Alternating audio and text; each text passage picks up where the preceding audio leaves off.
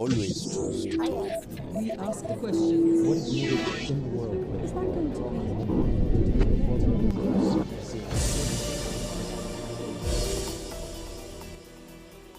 In a string of Twitter messages posted on Saturday, US President Donald Trump announced he's cancelled meetings planned with the Taliban leadership and Afghanistan's president at Camp David. He blamed a Taliban attack in Kabul last week, in which an American soldier was amongst those killed. That announcement prompted criticism even from his own Republican Party. Hashtags such as Taliban traitor Trump began trending. The peace talks started almost a year ago in Qatar, aiming to end the 18-year-old war in Afghanistan. On Monday, Trump said they were dead. They're dead. They're dead. As far as I'm concerned, they're dead. They thought that they had to kill people in order to put themselves in a little better negotiating position. When they did that, they killed 12 people. One happened to be a great American soldier, a wonderful young man from Puerto Rico, families from Puerto Rico. And you can't do that. You can't do that with me. So they're dead as far as I'm concerned. And we've hit the Taliban harder in the last 4 days than they've been hit in over 10 years. So that's the way it is. The president's move surprised the Taliban's leaders. After 9 rounds of negotiations in Doha, it seemed most of their differences with the United States had been resolved. The US Special Representative for Afghan Reconciliation, Zalmay Khalilzad, even said a peace agreement had been finalized in principle. One of the most important points, a gradual withdrawal of the 14,000 American soldiers. But with the US quitting the negotiating table, can peace be achieved in Afghanistan? And if so, what would it take? The Taliban's political spokesman in Doha, Suhail Shaheen, talks to Al Jazeera.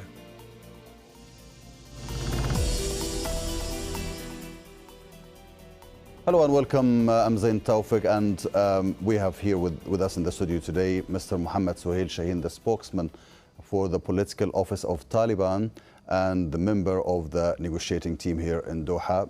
Thank you for being with us. Thank you very much. Let me start with the negotiations that President Donald Trump announced that the end of it. Did that come as a surprise to you? Bismillah ar-Rahman ar-Rahim. Yes, it was astonishing for us because we had already concluded the peace agreement with the American negotiation team. And we continued the talks for almost 1 year. And at the end, we concluded the peace agreement. And also, we concluded the annexes and the implementation framework of the peace agreement. Then both heads of the negotiation team, they initialed the copies. One copy of that was given to the Qatari side, and one copy we got the one copy, and one the American team. And after that, Mulasab Biradar, the chief of the political office and deputy Amir of the Islamic Emirate of Afghanistan for political affairs, and his delegation had a meeting with Dr. Khalilzad and General Scott Miller. They were happy with the peace agreement. And they talked about that, about the ceremony of signing the peace agreement. Amidst that, the tweet was very surprising and astonishing for us. So the last thing you heard from Mr. Zalmay Khalilzad and General Scott Miller, the chief commander of US troops and NATO troops in Afghanistan, was about actually the ceremony for signing the agreement and not the stoppage of the negotiations. Is that correct? No, there was no hint, no sign. Only they talked during that meeting about the ceremony of signing the agreement and invitation to be extended to foreign ministers of about 24 countries of the world. And also they talked about the communication channel, which was is also part of the agreement. And we had appointed from our side people for the communication channel in order to facilitate the implementation of the agreement. That was discussed during that meeting. That was the last meeting that our chief of the political office had with Scott Miller and Dr. Khalizad. After that meeting which I mentioned, there was another meeting with him, and that meeting there were no sign or no hint about what was mentioned in the tweets. That was really very surprising for us. So when was that meeting? Was it on Saturday, for example? Yeah, I don't know exactly the date, but it was after the meeting in which they discussed the communication channel and also about the ceremony. They had after that another meeting. So it was the topics was similar topics, some addition, but similar topics. So during these two meetings, have you ever confirmed actually that you are going to see President Trump on Camp David on Sunday, as per the tweets by President Trump himself? Did you ever confirm that you're going on Sunday? Yes, it was the invitation was given by Dr. Khalizad to us, and we discussed this in the political office and accepted that invitation, and we conveyed our message to Dr. Khalizad that we accept that invitation and we will go to visit the United States, but that after the signing ceremony of the peace agreement, because the signing ceremony of the peace agreement will create an atmosphere that it will be, a reduction in violence and will be a good atmosphere inside Afghanistan, because of after the signing of the ceremony, the actual implementation of the peace agreement will start, and thus will create a conducive atmosphere to go there, and that we conveyed that message to him. That would be appropriate time. So in his tweets, President Trump claimed that the meeting between you and President Trump were scheduled on Sunday. I'm asking here about the signing of the agreement ceremony that was supposed to be here in Doha. Was it in the same day? Was it Sunday as well, or a different day, or it wasn't agreed upon? The expected date of the ceremony was to be fixed by all sides, and the ceremonies to be held, it was decided to be held here in Doha. It was to be held here in Doha in the presence of international witnesses and in the presence of media. That was decided. That was not that it will be signed in Camp David and anywhere.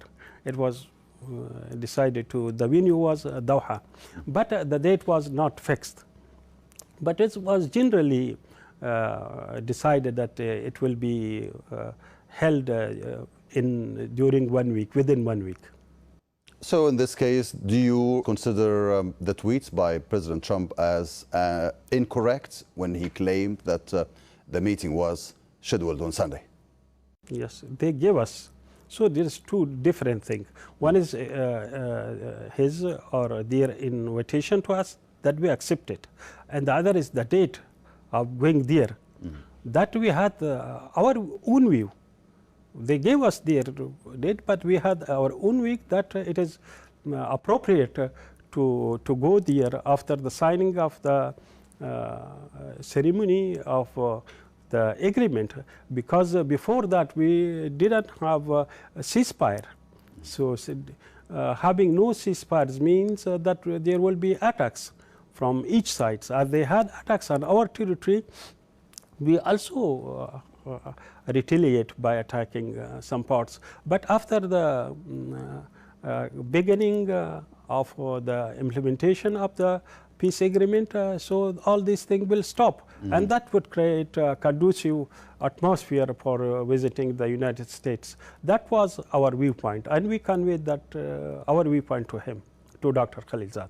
So according to your statements and to Mr. Khalizad, the agreement was ready for signature by the President of USA and for the ceremony for signing the agreement. But we don't know a lot about the agreement. Can you tell us more information about the agreement? What you actually agreed upon?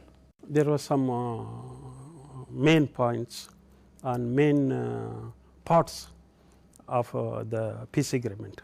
One, withdrawal of all forces from Afghanistan.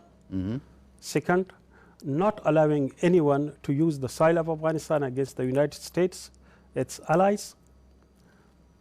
Third, to begin intra-Afghan negotiations. Fourth, that ceasefire will be an item of agenda of discussion during intra-Afghan negotiation. That were 4 parts of the peace agreement.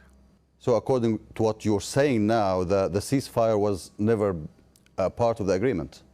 No, that was not part of negotiation with the American side. We had 2 topics or 2 points with the Americans.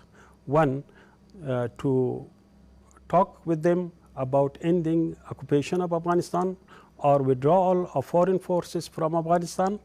Second, our obligation not allowing anyone to use the soil of Afghanistan against the United States and its allies. That was 2 main points that we discussed with the American side. The remaining 2 points we were to discuss with them with the Afghans. And did really the Americans agree to a withdrawal without a ceasefire? The American agreed with withdrawal, and we agreed that during their withdrawal we will not attack them. It was part of that. And they will not attack us and we will not attack them.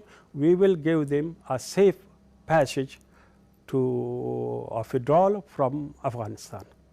So that was no question of worry about that. Doesn't seem a bit strange, at least for the Afghani people, that you agreed to a ceasefire with the Americans and you were prepared to do that and you agreed to stop killing the Americans, but you didn't agree to something similar to the Afghani people, your fellow citizens. How can you explain that? That is a part of the intra-Afghan negotiation. As I said, already mentioned, ceasefire will be, a comprehensive ceasefire will be an item to discuss with the Afghan to reach an agreement about that. But now with the Americans, we talked about the withdrawal of their forces. When they will want to withdraw or they are intending to withdraw, why we should attack them? Why they are withdrawing? We have to, it is rational to provide them a safe passage. But about the other Afghans, we are ready to talk with them. If there is ceasefire with them, there will be no attack with them. But this is another aspect of the Afghan issue. First, we want to end the occupation of Afghanistan and then to talk with the Afghans about the formation of a new Islamic government in the country and also about ceasefire. These 2 different things. So now the Americans stopped the negotiations. President Trump said it's ended, it's dead. Are you going to resume attacking the American troops in Afghanistan? If the American wants to not attack us and they want to withdraw and they sign the agreement, yes, we will not attack them. We will provide them a safe passage withdrawing from Afghanistan. But if they attack us, they continue their bombardment, their night raids, that would continue from our side, what has been continuing for the last 18 years. I'm sure you follow the American press, and there was some suggestions that some Trump's aides told him he could actually withdraw without any agreement with you in Taliban. If the Americans do that, if they start withdrawing without any agreement with you, will you still attack them or you just leave them go, because that is what you want anyway? If we sign an agreement with them, then we have the obligation not to attack them. and provide them a safe passage. If they withdraw without any peace agreement signing with us, then it is upon our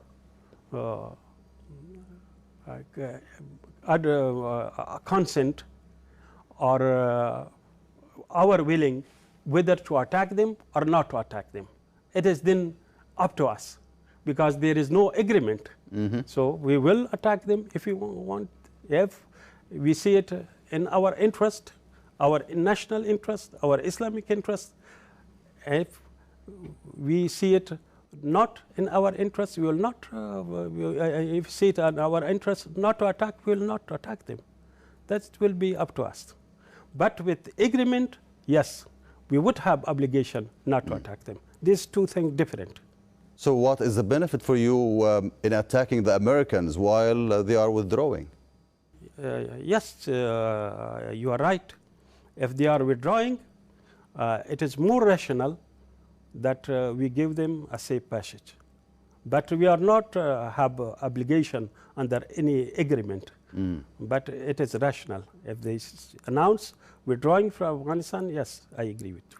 Will it be a different matter if they start withdrawing and without an agreement with you, but also they stopped attacking you?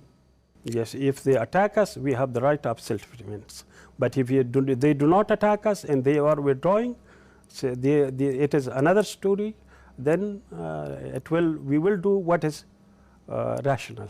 We will take that step. Mr. Siddiq Siddiqui, the spokesman for the Office of the President of Afghanistan, Ashraf Ghani, said that your honeymoon in Doha was over. That is after President Trump's decision to stop the negotiations. Do you think he's right that your honeymoon is over and there's no coming back to the negotiations again? We have already in Afghanistan, 70% of the territory of Afghanistan is with us. They are not, when they go to the Kabul airport, which is a few kilometers from the presidential palace, they go in a helicopter. So that means we are also prevalent in the Kabul city. So whose honeymoon is over? You can think. It is in Kabul, all the NGOs and the people who wants our permission, and we facilitate of the NGOs movement from one province to other, even in the Kabul city. So you can now imagine whose honeymoon is over, who was the people, the real people of the country, and the master of the country. The agreement you just told us about didn't mention anything about the Afghani government. They feel that they were left alone and they were sold out by the Americans. And you refuse still to have any negotiations with the government until the withdrawal of all the foreign forces from Afghanistan. Do you not consider them as Afghani that are worth talking to? First, the document which was also found way to the media, that agreement is not a real agreement. It is not the original agreement. It was a fake text put by someone, posted on media. This first thing. The second is, I said intra-Afghan negotiation is part of the agreement, peace agreement. We will talk with all sides of the Afghans, and that also includes the Kabul administration. And with that, we will discuss the future of Afghanistan. So are you planning to have talks with the Afghani government, or you will carry on ignoring any talks with them until the withdrawal of the foreign forces? Of course, first the peace agreement should be signed with the Americans. Then we will enter the intra-Afghan negotiation. That also includes the Kabul administration. They will be part of the negotiation. There will be, of course, other Afghan sides, including the Kabul administration. So the Americans, according to the agreement as well, the Americans will withdraw, and that was agreed upon. How about the other forces, the other troops in Afghanistan? Will they stay as well, will they stay behind, or they will withdraw with the Americans? That we were talking with the American sides. They also represented all foreign forces, including the NATO forces in Afghanistan. That is part of the peace agreement. That is mentioned in the agreement that American forces, including the NATO forces, will withdraw from Afghanistan. So that's part of the agreement. So let's assume that all the forces in Afghanistan are out, and Afghanistan has no single foreign soldier. What is your vision for the future of Afghanistan and the system of government? It will be an independent country, a prosperous country with national unity and have the power to take its political decision, its economic decision, and all other decisions by themselves. It will not be dictated by anyone, whether superpower or zero power. They will be the people, the men of themselves, the master of this country, and they, all Afghans, will see themselves in future government in the country, and they will work for the reconstruction and rehabilitation, development of the country, like members of a family. So can you explain a little bit more about this? Are you going to enforce and impose the Islamic rule by force on other Afghanis, or you have changed your doctrine a little bit, and you can now allow for dialogue and for democracy and elections and things like that? That's part of the intra-Afghan negotiation. We have put up this to the intra-Afghan negotiation. One thing what we want, the future government be an Islamic government. And how, in what form, that will be discussed in the intra-Afghan negotiation, and the Afghan will decide about. But it should be an Islamic government, because for the last 40 years, the Afghan Muslim people and the Mujahideen have laid down their lives and sacrificed for an Islamic government to be established. So what will you do if you give people a right to vote and a right to have a say in their future, and they say, no, we don't want Islamic rule, we want a civil and secular government? What will you do? Will you enforce Islamic rule by force? We enter intra-Afghan negotiation, and that means we will talk with all sides of Afghanistan, all political figures and other sides, influentials, including the Kabul present current administration, about the future government of Afghanistan. That means we want to reach a conclusion through talks and negotiation. Mr. Mohammed Suhail Shaheen, thanks for being with us. Thank you very much.